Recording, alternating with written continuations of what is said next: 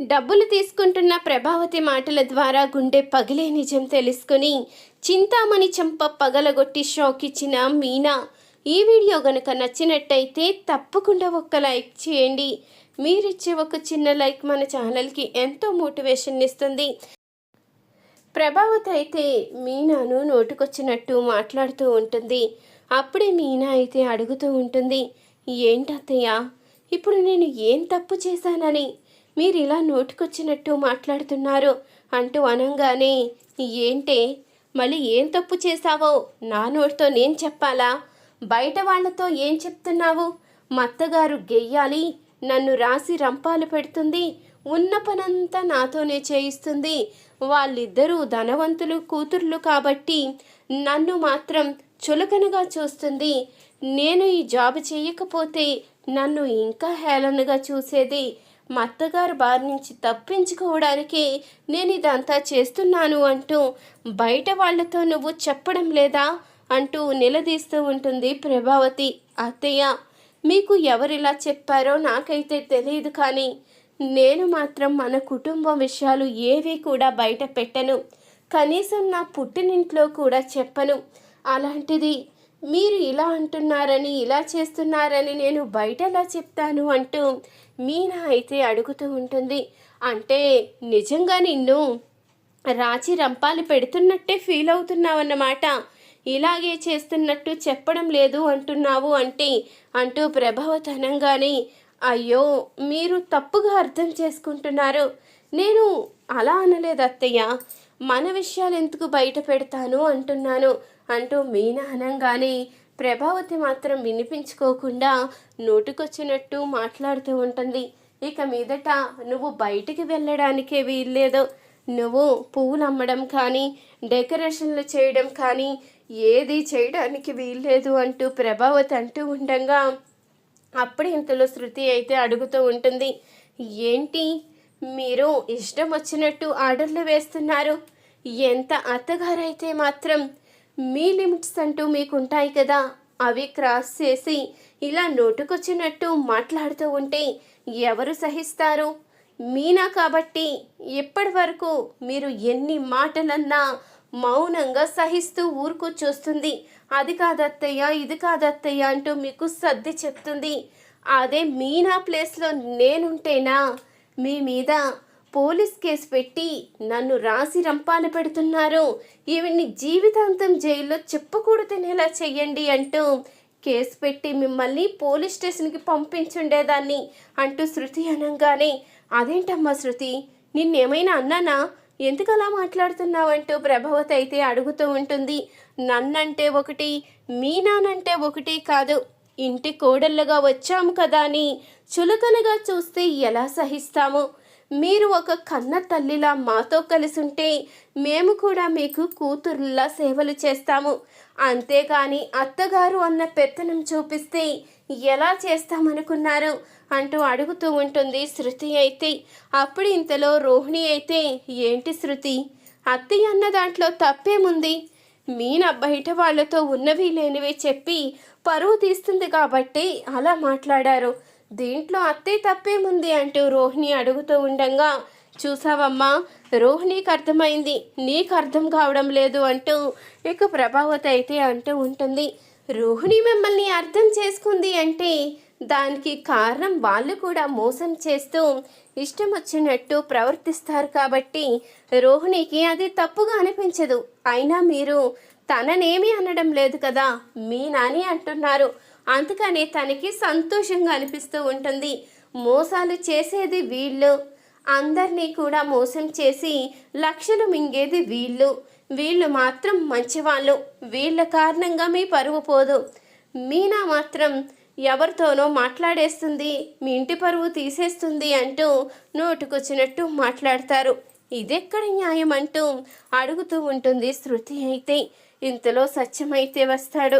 చూసారా మన కోడళ్ళు ఎలా మాట్లాడుతున్నారో అంటూ అనంగానే శృతి అడిగిన దాంట్లో నాకైతే తప్పేమీ కనిపించలేదు, నువ్వు చేస్తున్నదే చాలా తప్పు, మీనా గురించి తెలిసి కూడా నువ్వు నిందిస్తూ నోటుకొచ్చినట్టు మాట్లాడుతూ ఉంటే ఎవరు చూస్తూ ఊరుకుంటారో, అందులోకి శృతి ఎట్టి పరిస్థితిలో ఊరుకోదు. తనకి మీనా మీద ఉన్న అభిమానం అలాంటిది. మీనా గురించి తెలిసిన వాళ్ళెవ్వరూ కూడా నీకు సపోర్ట్ చెయ్యకపోగా నీకే దుమ్మెత్తి పోస్తారు. అది గుర్తు పెట్టుకో. నీ పరువు నిలబడాలి అన్నా, ఇంటి అత్తగారుగా నీ హోదా నిలబెట్టుకోవాలి అన్నా నీ హద్దుల్లో నువ్వు ఉండు అంటూ సత్యమైతే అనేసరికి ఇచ్చి ఎవ్వరూ కూడా నన్ను పట్టించుకోవడం లేదు. అందరూ కూడా నన్ను అనేవాళ్లే. ఏం చేస్తాను అంటూ ప్రభావతి అయితే లోపలికి వెళ్ళిపోతుంది. ఇంతలో ఇక మీనా అయితే బాధపడుతూ ఉండగా, అమ్మ మీనా, ప్రభావతి సంగతి నీకు తెలిసిందే కదా, నువ్వు అవేమీ పట్టించుకోకు. నీ లైఫ్లో నువ్వు ముందుకు వెళ్ళాలని కోరుకున్నావు కాబట్టి ముందుకు వెళ్ళే ప్రయత్నమే చెయ్యి. అంతేకాని ఎవరో ఏదో అన్నారని, ఎవరో ఏదో అనుకుంటారని నువ్వు మాత్రం వాళ్ళ మాటలు పట్టించుకుని ఇలా బాధపడుతూ ఉంటే సహించలేనమ్మా అంటూ ఇక సత్యమైతే చెప్తూ ఉంటాడు. ఇంతలో ఇక శృతి రవి ఇద్దరూ కూడా బయటికి అయితే వెళ్తారు. అప్పుడే అనుకోకుండా హోటల్ అయితే అమ్మడం అంటూ ప్రకటన అయితే వస్తుంది. ఇక హోటల్ దగ్గరికి చాలామంది అయితే వెళ్తారు. మేము రన్ చేస్తాము అంటూ అందరినీ కూడా ఇంటర్వ్యూ చేస్తూ ఉంటారు. ఇంతలో అక్కడికి శృతి రవి ఇద్దరు కూడా వెళ్తారు. శృతిని చూసి, శృతి నువ్వా, ఇదేంటి రవి రాలేదా అంటూ అడుగుతూ ఉండగా రవి కూడా వచ్చాడు. హోటల్ అమ్మకానికి ఉందని చూసే వచ్చాము అంటూ అనగానే, అవును, ఈ హోటల్ రన్ చేయలేకపోతున్నాము, అందుకనే అమ్మేయాలి అనుకుంటున్నాను, కానీ ఎవరూ కూడా తీసుకునే వాళ్ళే కనిపించడం లేదు. అందరూ కూడా ఇంటర్వ్యూ చేసిన తర్వాత ఏవేవో సాకులు చెప్పి బాగా తక్కువకే తీసుకోవాలని చూస్తున్నారు. కానీ అంత తక్కువకి నేను ఇస్తే ఇంకా నష్టపోతాను కదా అంటూ చెప్తూ ఉంటుంది శృతి ఫ్రెండ్ అయితే. మేము తీసుకుంటాము, నీకు కట్టవలసిన డబ్బులన్నీ మేం కడతాము, హోటల్ మాకు ఇచ్చేయంటూ శృతి అయితే అడుగుతూ ఉండగా, అంతకన్నానా, నీలాంటి వాళ్ళు అడిగితే ఎంతకివ్వను, ఆనందంగా ఇస్తాను. రవి గురించి నాకు తెలుసు కదా, రవి గనక తలుచుకుంటే ఖచ్చితంగా ఈ హోటల్ని ముందుకు తీసుకుని వెళ్తాడు, ఖచ్చితంగా లాభాలు కూడా వస్తాయి. మీరు నాకు ఎప్పటికిచ్చినా పర్వాలేదు, నేను ఇదంతా రన్ చేయలేక వీళ్ళు శాలరీలు ఇచ్చుకోలేకే వదిలేస్తాను అంటున్నాను అంటూ అనగానే, సరే నీ ఇష్టం, అమ్ముకున్నా సరే, దీంట్లో పార్ట్నర్గా ఉన్నా సరే అంటూ శృతి అయితే చెప్తూ ఉంటుంది. శృతి, నేను పార్ట్నర్గా ఉండాలి అనుకుంటున్నాను, నా ఒక్కదాని వల్ల అయితే అవ్వదు, ఎలాగో మీ ఇద్దరు వచ్చారు కాబట్టి మీ ఇద్దరితో కలిసి నేను ఉంటాను, అందుకని మొత్తం మెయింటెనెన్స్ మీరు చూసుకోండి, నాకు డబ్బులు అవసరం లేదు, వచ్చిన లాభాల్లో ఇద్దరూ పంచుకోవచ్చు అంటూ ఇక చెప్తూ ఉంటుంది శృతి ఫ్రెండ్ అయితే. అప్పటిక శృతి అయితే రవితో మాట్లాడుతూ ఉంటుంది. మనం సొంతంగా బిజినెస్ పెట్టబోతున్నాము, వేరే వాళ్ళు హోటల్ తీసుకున్నాము, వచ్చిన లాభాల్లో మనం సగం వాళ్ళ సగం తీసుకునేలా అంటూ అనగానే, అది కాదు శృతి, నాకు ఎలా కుదురుతుంది చెప్పు, నేను మొత్తం మెయింటెనెన్స్ చెయ్యాలంటే నాకు కుదరదు కదా, నీకా నువ్వు డబ్బింగ్ చేస్తూ ఉంటావు, నువ్వు అటు రావడానికి కూడా కుదరదు, ఇవన్నీ మెయింటెనెన్స్ చేయడం, అక్కడ కౌంటర్ దగ్గరుండి చూసుకోవాలి కదా, బయట వాళ్ళని పెట్టుకుంటే నమ్మకం ఉండదు, బాగా తెలిసిన వాళ్ళే కౌంటర్ దగ్గర ఉండాలి అంటూ అనగానే, అదంతా నేను చూసుకుంటాను, నీకోసం నేను ఆ మాత్రం చెయ్యలేనా అంటూ శృతి అయితే అడుగుతూ ఉంటుంది. నువ్వు చేయడానికి నీకు ఖాళీ అవ్వదు కదా, నువ్వు డబ్బింగ్కి వెళ్ళిపోతావు కదా, అందుకని అంటున్నాను అంటూ అనగానే, నేను నీకోసం డబ్బింగ్ మానేస్తాను, నీకోసం నేను అక్కడే కౌంటర్ దగ్గర ఉంటాను, మనం ఎప్పటికైనా ముందుకు వెళ్ళాలనే కదా నేను అనుకునేది, అందరి ముందు నువ్వు జర్జాగా బ్రతకాలనే కోరుకునేది, ఒక్కరి మీద ఆధారపడకుండా నీ అంతట నువ్వు సంపాదించుకొని ముందుకు వెళ్ళాలనే నేను కోరుకునేది, నీకోసం నేను ఏదైనా చేస్తాను అంటూ ఇక చెప్తూ ఉంటుంది శృతి. అప్పుడే రవి కూడా చాలా ఆనందపడుతూ ఉంటాడు. ఈ మాటలు వింటూ ఉంటే నాకు చాలా సంతోషంగా ఉంది, నా కోసం నీ డబ్బింగ్ కూడా వదిలేస్తాను అంటున్నావు, అందరి ముందు నేను గౌరవంగా బ్రతకాలి అని నువ్వు ఏదైనా చేస్తాను అంటున్నావు. ఈ మాటకి మాత్రం చాలా సంతోషంగా ఉంది అంటూ అనంగానే ఇదంతా మీనాను చూసి నేర్చుకున్నాను. మీనా బాలు కోసం ఎంతో చేస్తుంది. బాలుకి కారు కొనిచ్చింది. బాలు కోసం ఏదైనా చేస్తూ ఉంటుంది. దేనికి కూడా వెనకాడదు. అసలు బాలు మీద ఎంతో ప్రేమ చూపిస్తుంది కదా. అదంతా చూసి నేను కూడా నేర్చుకున్నాను. నేను కూడా నీతో అంత ప్రేమగా ఉండాలి అనుకున్నాను. అందుకని ఇలా చెప్తున్నాను అంటూ అనంగానే సరే శృతి, నువ్వెలా చెప్తే అలా చేద్దాము అంటూ రవి అయితే అంటూ ఉంటాడు. ఇక అనుకున్న విధంగానే ఇద్దరూ కూడా హోటల్ తీసుకున్న తర్వాత బాలు మీనా ఇద్దరి దగ్గరికి అయితే వస్తారు. ఇక రవి శృతి ఇద్దరూ కూడా హోటల్ విషయం అయితే చెప్పడంతో చాలా సంతోషంగా ఉంది. మీరు ఇలా లైఫ్లో ముందుకు వెళ్ళాలి, ఇంకా బాగా పై స్థాయిలో ఉండాలి అంటూ ఇక మీనా బాలు ఇద్దరూ కూడా చెప్తారు. ఇంతలో ఈ విషయాన్ని ఇంట్లో అందరినీ పిలిచి చెప్పడంతో అప్పుడు ఇక రోహిణి మనోజ్ ఇద్దరూ అడుగుతూ ఉంటారు. ఏంటి హోటలా? ఏదో గొప్ప బిజినెస్ పెడుతున్నట్టు చెప్పావు కదరా. నేను బిజినెస్ మ్యాన్ అయినా నేనే ఇలా ఎవరిని పిలిచి చెప్పుకోలేదో. కేవలం ఒక హోటల్ తీసుకుని నువ్వు మాత్రం ఇంత గొప్పగా చెప్పుకుంటున్నావా అంటూ రోహిణి మనోజ్ ఇద్దరూ అనంగానే అప్పుడిక మీనా అయితే అంటూ ఉంటుంది. ఎదుటి వాళ్ళు లక్షలు మింగి వ్యాపారాలు పెట్టి కక్కుర్తి బతుకు కన్నా ఇలా కష్టపడి మన ఉనికిని ఎవరూ ప్రశ్నించకుండా ఉన్నత స్థాయికి వెళ్ళడం ఎంతో గొప్ప. ఒకరి దగ్గర మింగేసిన డబ్బులతో ఎదగడం కాదు, మన కష్టంతో పైకి వస్తే ఆ పేరే వేరు. అలాంటిది లక్షలు మింగే వాళ్ళకి, గుడి ముందు అడుక్కు తినే వాళ్ళకి ఇవేవీ తెలీదు అంటూ ఇక మీనా అనంగానే అప్పటికి రోహిణి మనోజ్ అయితే ఏమీ మాట్లాడలేక నోరైతే మూసేస్తారు. అప్పుడే శృతి అయితే మీనా చాలా కరెక్ట్గా చెప్పావు. మనంతట మనం పైకి రావడానికి మన కష్టంతో ఏ పని చేసుకున్నా అందులో చిన్నతనం లేదు.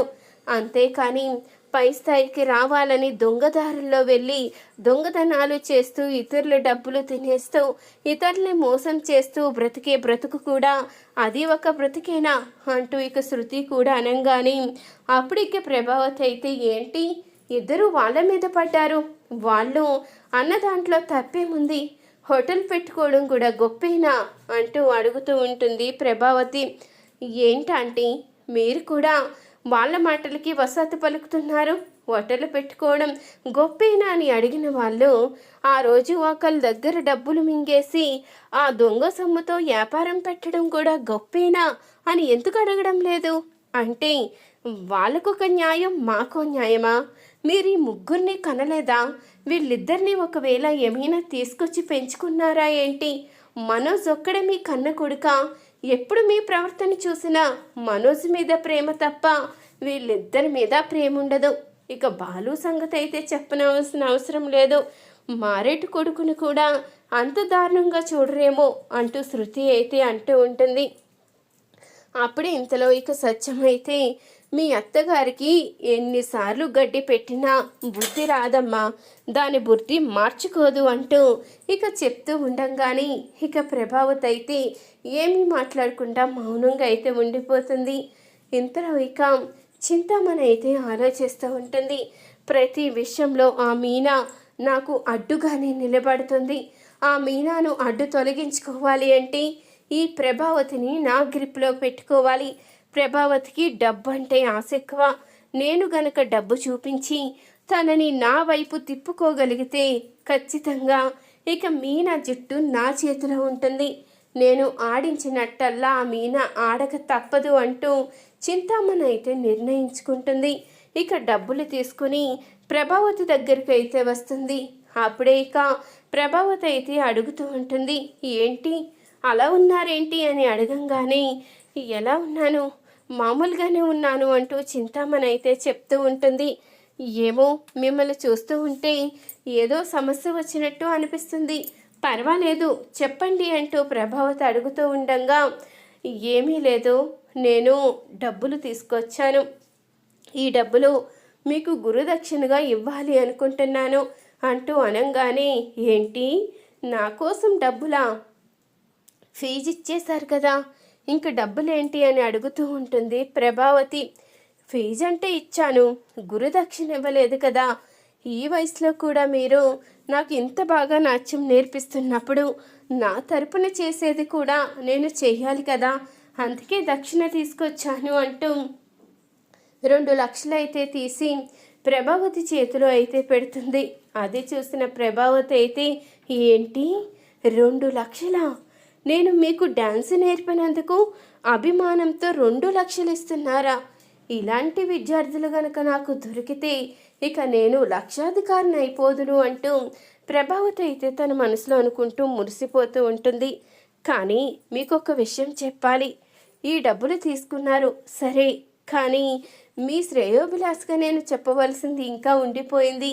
అదేంటంటే మీనా ఇలా కాంట్రాక్టులు తీసుకుంటూ లక్షలు సంపాదిస్తూ ఉంటే మీకు ఎలాంటి విలువ ఉండదు. ఇంట్లో మిమ్మల్ని ఎవ్వరూ లెక్క చేయరు. మీ మాటకి ఎలాంటి విలువ లేదు. ఆ మీనాని ఇంట్లోనే ఉండేలా చేసి ఆ మీనాని భయంతో కంట్రోల్లో పెడితే మీకు ఎలాంటి ఇబ్బంది ఉండదు. లేకపోతే ముందు మీరే ఇబ్బంది పడవలసి వస్తుంది అంటూ ఇక చింతామణి అయితే చెప్తూ ఉంటుంది. అవునా, నిజమే. నేను నా కోడల్ని హద్దుల్లో పెట్టాలి, హద్దుల్లో పెట్టి తీరుతాను. తనని బయట పనులకి వెళ్ళనివ్వను. పూల కొట్లుకి కానీ, పూల దుకాణాలకి, అలాగే మాలలు కట్టడానికి, డెకరేషన్ల పనులకి, ఏట్లకి వెళ్లకుండా చేస్తాను. తను ఇంట్లోనే ఉండిపోయేలా చేస్తాను అంటూ ఇక చెప్తూ ఉంటుంది ప్రభావతి అయితే. అప్పుడే ఇక చింతామణి అయితే చాలా మంచి నిర్ణయం తీసుకున్నారు. ఆ మీనా మాత్రం ఎట్టి పరిస్థితిలో బయటికి రాకూడదు. ఇక చింతామణి ప్రభావతితో అలా చెప్తూ ఉండగా ప్రభావతి అయితే అంటూ ఉంటుంది, మీనాని ఇక ఎక్కడికి వెళ్ళనిచ్చే ప్రసక్తే లేదు. మీరు చెప్పినట్టే చేస్తాను. ఇప్పుడు మీరు నాకు 2 లక్షలు ఇచ్చారు. మీరు నా మంచి కోరుకునేవారు. మీరు ఏం చెప్పినా చేస్తాను అంటూ ప్రభావతి అయితే అంటూ ఉండగా ఇది నా గ్రిప్లోకి వచ్చింది. ఇక నేను ఆ మీనాను ఒక ఆట ఆడుకోవచ్చు అంటూ, చూడండి, తను బయటికి రాకూడదు అంటే మీరొక్క చిన్న పని చెయ్యాలి. అదేం కాదు, తను డెకరేషన్ చేయడానికి ఒక మండపం డిజైన్స్ వేసుకుంటూ ఉంటుంది. ఆ మండపం ఎలా తయారు చేయాలి, దానికి ఎన్ని పువ్వులు పడతాయి, డెకరేషన్ ఏ విధంగా చెయ్యాలి అంటూ తనైతే డిజైన్ చేసుకుంటూ ఉంటుంది. మీరు ఎప్పటికప్పుడు ఆ డెకరేషన్ వీడియోస్, అలాగే తను గీసుకున్న ఆ బొమ్మలు నాకు ఇవ్వగలిగితే చాలు. ఈ 2 లక్షలేంటి, మీకు ఎప్పటికప్పుడు ఇస్తూనే ఉంటాను, సరేనా అంటూ చింతామణి అంటూ ఉండగా, మీరెప్పటికప్పుడు నాకు లక్షలు ఇస్తాను అంటే నేనెందుకు కాదంటాను. ఇక మీదట మీనా మండపానికి సంబంధించి ఎలాంటి డిజైన్స్ గీసుకున్నా, మండపం డెకరేషన్కి ఎలాంటి ప్లాన్స్ చేసినా అవి ముందే మీకు తెలిసేలా చేస్తాను అంటూ ప్రభావతి అంటూ ఉండగా, ఇప్పుడు మంచి నిర్ణయం తీసుకున్నారు. మీరు గనక అలా చేయగలిగితే ఇక మీనా డిజైన్స్ బయటపడిపోతాయి కాబట్టి, ఇక తన డిజైన్స్ ఎవరికి నచ్చకుండా నేను చేస్తాను కాబట్టి ఇక ఖచ్చితంగా మీనా బయటికి వెళ్ళే అవకాశమే ఉండదు. అప్పుడు నేను సంపాదిస్తున్నాను, ఇంట్లో చాకరీ చేయడం ఏంటి అన్న పొగరు కూడా ఉండదు. మీకే బెనిఫిట్ వస్తుంది. ఇటు డబ్బులు వస్తాయి, అటు ఇంట్లో మీరు చాకరీ చేయించుకోవడానికి కూడా అనువుగా ఉంటుంది అంటూ చింతామణి అనగానే ఇక ఈ మాటలన్నీ బాలు మీనా ఇద్దరూ కూడా వినేస్తారు. చూసారా, అత్తయ్యగారు ఆ చింతామణితో చేతులు కలిపి ఇంటి కోడళ్ళని కూడా ఆలోచించకుండా ఎలాంటి నిర్ణయం తీసుకున్నారంటూ అడుగుతూ ఉండగా, ఇప్పుడే మా అమ్మ సంగతి చెప్తాను అంటూ బాలు అయితే అంటూ ఉంటాడు. మీరు ఈ విషయంలో జోక్యం చేసుకోకండి, ఆ చింతామణికి బుద్ధొచ్చేలా నేను చేస్తాను అంటూ ఇక చింతామణి బయటికి రాగానే మీనా అయితే చింతామణి చెంప అయితే పగలగొడుతుంది. మా ఇంటికి వచ్చి మా అత్తగారికి డబ్బు ఆశ చూపించి నన్ను నాశనం చేయాలని చూసావు, కానీ నేను ఎట్టి పరిస్థితిలో కూడా నువ్వు వేసే ప్లాన్లకి లొంగను. ఇప్పుడు చెప్తున్నాను విను. మండపం డెకరేషన్లో కానీ ఎలాంటి అవకాశాలు వచ్చినా నేను అందిపుచ్చుకుని ఇంకా పై స్థాయికి వెళ్తాను. నీకు అసలు ఇన్ని రోజులు సంపాదించుకున్న పేరే లేకుండా చేస్తాను. నా మీద నువ్వు ఎలా గెలుస్తావో అది చూస్తాను. నేను నిజాయితీగా ముందుకు వెళ్తున్నాను. నువ్వు అసత్య మార్గంలో ప్రయాణిస్తున్నావు. ఎప్పుడు కూడా ఆ ప్రయాణం మధ్యలోనే ఆగిపోతుంది. నేను ఖచ్చితంగా నీకు ఈ విషయం తెలిసేలా చేస్తాను. ఇంకొకసారి మా ఇంటికి వస్తే మర్యాదగా ఉండదు అంటూ మీనా అయితే ఇక చింతామణి చెంప పగలగొట్టి వార్నింగ్ అయితే ఇస్తుంది. ఈ వీడియో కనుక నచ్చితే తప్పకుండా ఒక్క లైక్ చేయండి. మీరిచ్చే ఒక చిన్న లైక్ మన ఛానల్కి ఎంతో మోటివేషన్ ఇస్తుంది.